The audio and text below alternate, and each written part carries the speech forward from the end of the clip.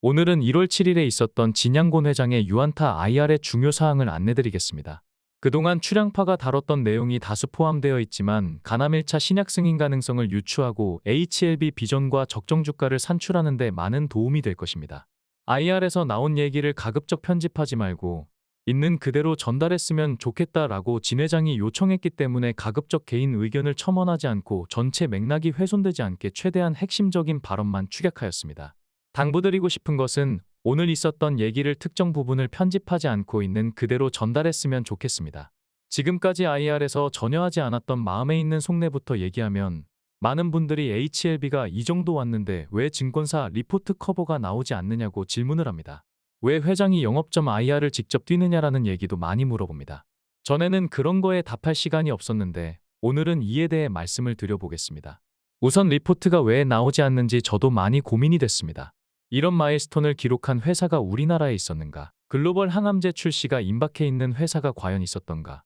그럼에도 증권사 리포트가 거의 나오지 않다 보니 제가 직접 영업점 IR을 시작하게 된 경위라고 하겠습니다. 저는 사람들과 사업이든 뭐든 얘기를 하다 보면 고정관념이나 편견을 가진 사람과는 대화를 별로 하고 싶어 하지 않습니다. 한번 안티는 계속 안티이며 안티를 설득하는데 너무 시간이 많이 들고 한번 안티를 시작하면 자기가 안티인 이유만을 계속 찾으려고 하지 내 판단이 틀릴 수도 있겠다라고 생각하는 사람은 굉장히 드뭅니다. 인생도 짧은데 거기에 에너지를 별로 소모하고 싶지 않습니다. 저희의 약이 중국에서 판매되고 시가총액이 5조에서 8조, 20조, 30조가 넘어가는데도 애널리스트들이 커버를 안 한다면 그건 회사에 대한 편견을 가지고 있는 것입니다. 그런데 다행스럽게도 최근에는 애널리스트들이 1세대에서 2세대로 교체된 것 같고 젊은 애널리스트들은 조금 열려있다는 느낌을 많이 받았습니다. 저는 12인의 성난 사람들을 최고의 영화로 꼽습니다. 12명의 미국 배심원과 어느 소년살인범에 관한 이야기입니다. 11명의 배심원들은 검사의 의견을 듣고 소년을 살인범으로 단정하고 사건을 빨리 종결하려고 합니다. 그런데 딱 한 명만 아닐 수도 있잖아 라고 반문하며 영화가 시작됩니다. 고정관념에 사로잡힌 11명의 배심원이 자신과 의견이 다른 배심원 한 명의 얘기를 받아들이면서 자신들의 생각을 바꾸는 과정이 너무 감명 깊었습니다. 그런데 보통 우리의 삶은 그렇지 않습니다. 어떤 의견을 한번 내면 자기 의견이 맞는 쪽의 증거만을 계속 수집을 하는 확증 편향을 보이며 내가 틀릴 수도 있다는 생각을 안 합니다. 그런데 과학계에서도 마찬가지입니다. 제가 읽은 책 중에 에디슨 평전을 보면 에디슨이 직원을 면접을 할 때 식당에서 밥을 먹으면서 태도를 살펴보는데 스테이크가 나왔을 때 바로 소금을 뿌리는 직원은 뽑지 않는다고 합니다. 왜냐하면 스테이크를 잘라서 먹어보지도 않고 소금을 미리 뿌린다면 이건 편견이 있는 친구다라는 것입니다. 저는 그거에 대해서 굉장히 공감을 하는데 사업을 망가뜨리는 것도 사람이고 안 되는 사업을 되게 하는 것도 사람이기 때문입니다. 오늘 같은 IR이 의미가 있는 것은 시중에 많은 정보들이 나오지만 어떤 게 좋은 신호인지 어떤 게 노이즈인지 구분을 해야 하는데 누가 카더라 하는 얘기만 믿고 판단하시면 안 되기 때문입니다.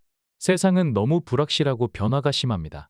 제가 판단 내린 근거가 되는 사실이 오늘 밤 사이에 바뀐다면 다른 판단을 해야 됩니다. 결국은 회사의 보스가 어떤 생각을 가지고 있느냐를 판단하는 것이 투자에서 가장 중요하다고 생각합니다. 지난주 목요일에 HLB 주가가 급락했습니다.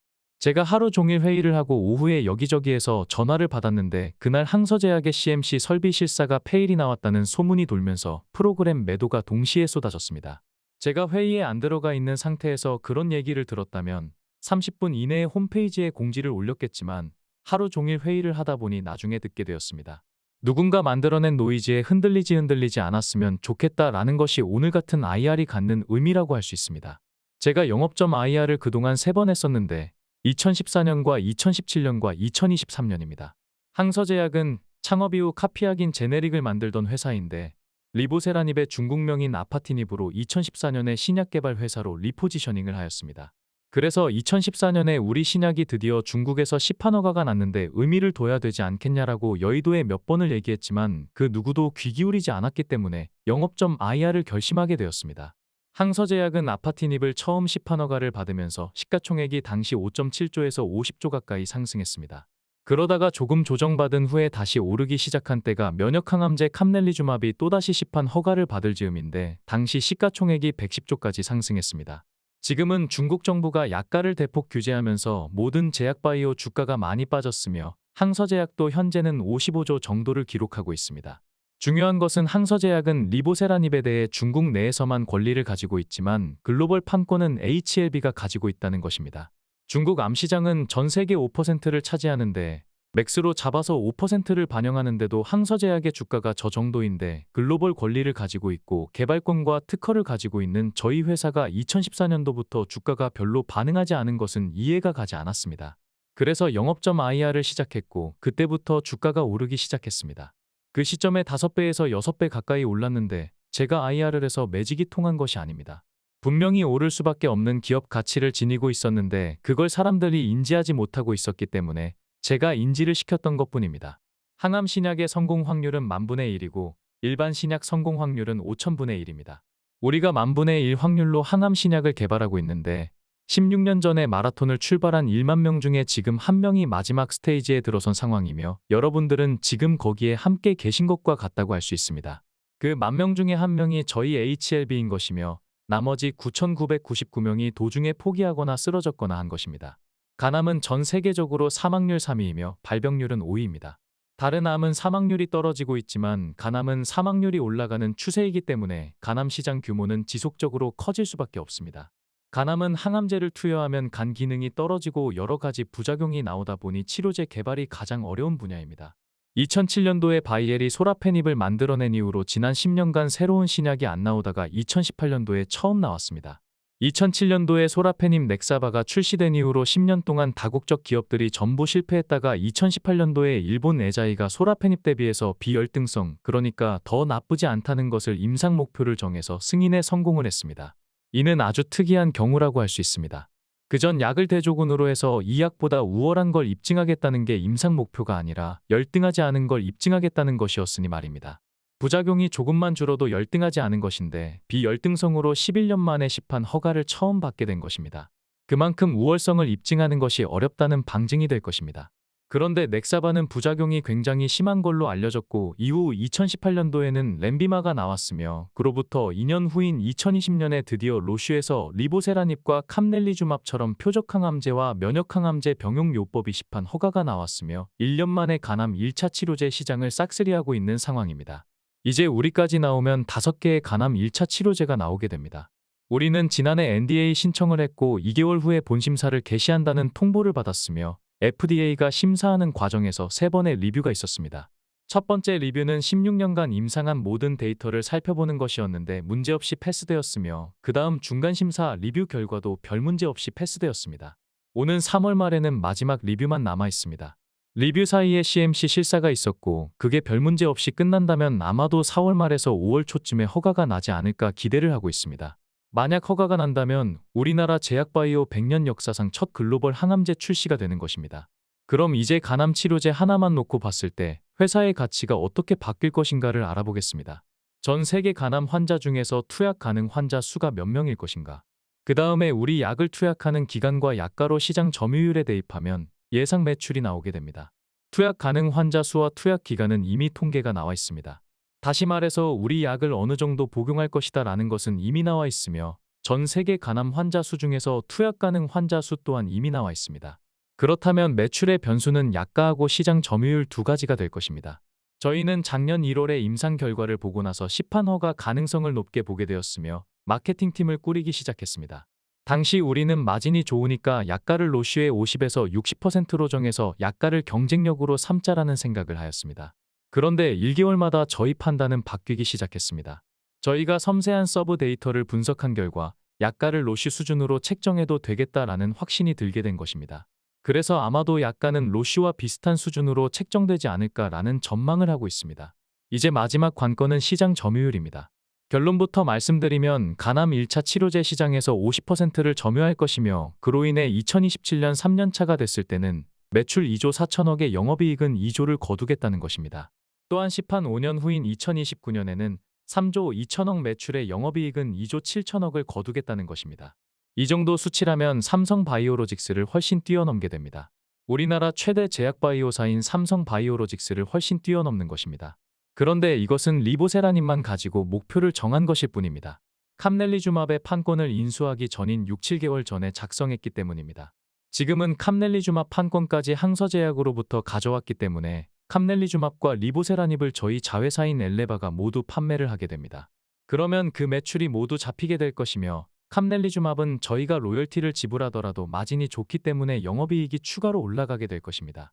50% 시장 점유율을 고려하지 않고 항암제에서 신약 허가를 받는다는 것만을 전제로 한다면 기업 가치가 어떻게 변할까요? 그런데 국내에서는 참고할 만한 경험치가 하나도 없습니다.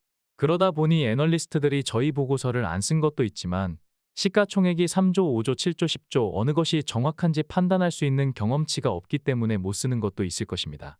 저희가 아무도 가지 않았던 길을 가다 보니 벤치마크를 할 회사가 국내에는 없는 상황입니다. 그래서 저희와 비슷한 위치에 있는 회사를 글로벌 제작팀에서 찾아본 결과 서너 개가 포착되는데 대표적으로 두 개 회사를 보면 똑같은 패턴을 보입니다. 글로벌 신약 허가를 받았을 때 시가총액이 급증하게 되고 그 다음에 다른 신약이 시판되면서 계단식으로 계속 오르게 됩니다. 좀 전에 말씀드렸던 비열등성을 임상 목표로 하여 성공했던 랜디마를 출시한 에자이의 시가총액의 추이를 보면 처음에 조그만 신약 하나를 내놨을 때 11조까지 상승했다가 그 다음 약을 추가로 내놓으면서 28조까지 급상승을 하게 되었습니다.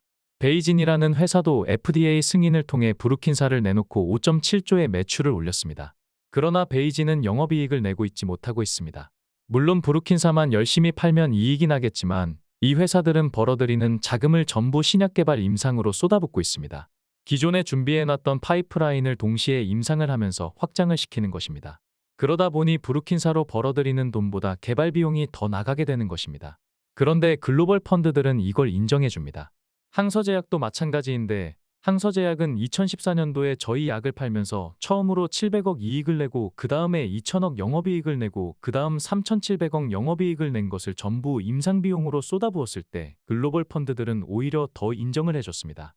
다 준비되어 있기 때문인데 이처럼 파이프라인이 다양하게 준비되어 있어야 적절하게 투자할 수 있을 것이며 기업 가치를 높이게 될 것입니다. 저희 HLB가 포스트 리보세라닙을 어떻게 준비하고 있을까요? 물론 다양한 파이프라인을 너무나도 많이 준비해 놓고 있습니다. 항서제약이 10여 년간을 투자해서 준비한 것들이 우리의 출발선상에는 굉장히 많이 서 있다라고 말씀을 드릴 수 있겠습니다. HLB 간암 치료제가 만약에 승인을 받는다고 해도 제약업계에서는 듣보잡 회사인데 어떻게 시장 점유율 50% 수준으로 바이엘과 에자이와 로슈와 아스트라제네카를 다 제친다는 것인지에 대한 근거를 말씀드리겠습니다. 로슈는 2020년에 표적항암제와 면역항암제를 병용으로 출시해서 점유율 70%를 싹쓸이했습니다. 그런데 너무나 우습게도 그로부터 2년 후에 나온 아스트라제네카가 로슈보다 생존 기간이 3개월이나 더 낮은데도 1년 만에 25% 시장을 점유합니다. 전체 생존 기간이 3개월이나 차이가 나는데도 잘 팔렸다면 이유는 둘 중에 하나일 것입니다. 아스트라제네카가 로슈보다 몇 배나 되는 영업력이 있다든지 아니면 기존 약인 로슈에 약간의 약점이 있든지 둘 중에 하나입니다. 그걸 보면 이제 저희 약이 어떻게 될 것 같다라는 판단을 하실 수 있을 것입니다. 로슈의 치료제는 시장 점유율이 70%에서 50%까지 내려갔는데 저희 약과 비교를 해보겠습니다.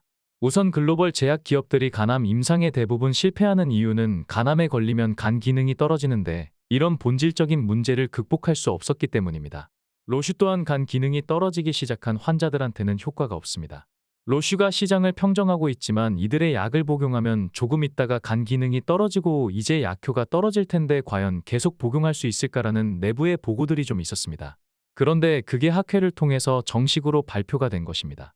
아스트라제네카가 작년에 나와서 2년 전에 나온 로슈보다도 3개월이나 생존 기간이 짧은데도 어떻게 25%의 시장 점유율을 달성할 수 있었는지에 대한 이해가 되실 수 있을 것입니다.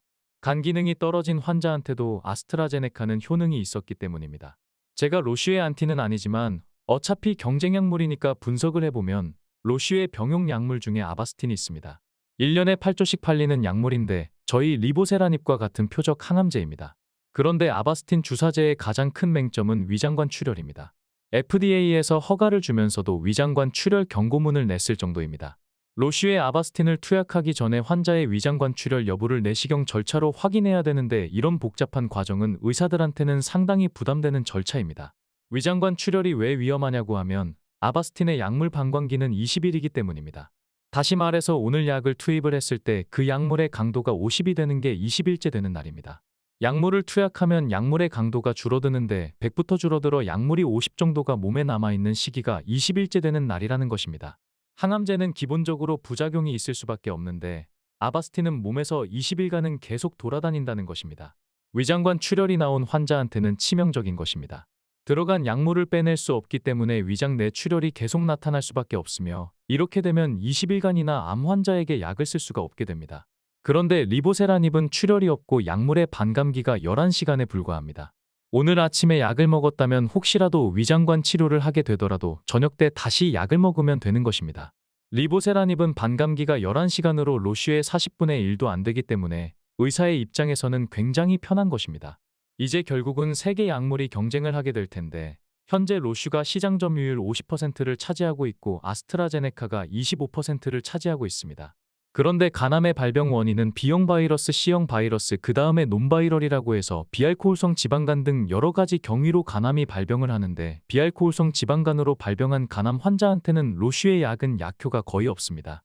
아스트라제네카 또한 C형 간염으로 발병이 된 간암 환자한테는 듣지 않는다는 맹점이 있습니다. 임상 결과 저희 약물은 발병 원인과 상관없이 모든 간암 환자들에게 약효가 있습니다. 우리가 키오피니언 리더라고 하는 세계적인 석학들이 어떤 의견을 내놓느냐는 것은 의사들이 처방하는 데 굉장히 중요한 영향을 끼칩니다. 여러분이 의사라고 생각해 보시기 바랍니다. 내가 간암 환자들한테 약을 계속 처방을 하고 있었는데 약이 잘 안 들어서 약을 바꾸거나 새로운 간암 환자에게 처방을 해야 하는데 권위 있는 사람의 한마디는 굉장히 큰 영향을 미치게 되는 것입니다. 세계적인 간암 분야의 수많은 석학들이 학회나 SNS로 리보세라닙 병용 요법이 새로운 2차 치료제 옵션이 될 수 있고 높은 효능과 안정성을 입증하였으며 간암 치료법을 변화시킬 수 있는 잠재력이 높다는 얘기들을 하였습니다. 세계적인 석학들의 칭송이 있고 나서 얼마 지나지 않아서 세계 최고의 권위 있는 란셋에 저희 논문이 실리게 됩니다. 미국의 마케팅 요원들이 80명에서 100명 정도 있는데 저희는 이제 병원을 찾아다니기 시작하겠지만 우리 임상 결과를 봐달라며 블라블라 얘기할 필요가 없습니다. 그냥 이런 논문들을 하나씩 던져주고 오면 되는 것입니다. 앞서 비열등성으로 승인을 받았던 일본 에자이는 기존에 나와 있는 신약과 앞으로 시판될 약을 저희 약으로 전제하여 5개를 비교해서 논문을 발표했습니다. 해당 논문에 의하면 기존에 시판된 약과 HLB의 리보세라닙 병용 요법을 비교한 결과 우리의 항암제인 리보세라닙과 캄넬리주맙 병용 요법이 간암 1차 치료제 중 가장 뛰어나다는 연구 결과를 지난해 10월 23일에 공개했습니다. 저희 경쟁사가 자발적으로 이런 논문을 내줬으니 저희로서는 너무 힘이 되는 상황이라고 하겠습니다. 저희 회사의 기업 가치를 평가할 때 여러 가지 고려 사항이 있습니다. 우리가 신약 허가를 받는다면 국내에서는 9번째 신약이라고 하는데 그 전에 약들은 매출도 크지 않았고 기업 가치도 크게 발현되지 않았다라는 의문이 드실 수 있을 것입니다. 그런데 HLB의 기업 가치가 굉장히 높아진다는 근거가 무엇이냐일 텐데 항암제의 기본적 확장성을 들 수 있습니다. 지금 머릿속에 암의 종류를 한번 떠올려 보시면 10개 정도가 생각날 것입니다. 저희가 신약 승인을 받고 나면 지난 16년간 수많은 임상을 거치면서 준비하고 경험한 노하우가 있기 때문에 다른 항암제로 확장하는 것은 굉장히 빠르게 진행될 수 있습니다. 일본의 에자이가 그랬었고 많은 항암 신약 개발사들이 확장하는 데 굉장히 빠른 진행을 보였습니다. 그런데 기존에 8번째까지 나와 있는 국내 글로벌 신약들은 대부분 확장성이 없는 질환이기 때문에 그 차이가 굉장히 크다고 할 수 있습니다. 저희 항암제는 기본적인 확장성이 있는 상황에서 캄넬리주맙 한 건을 인수하면서 면역 항암제 파이프라인까지 확보하게 된 것입니다.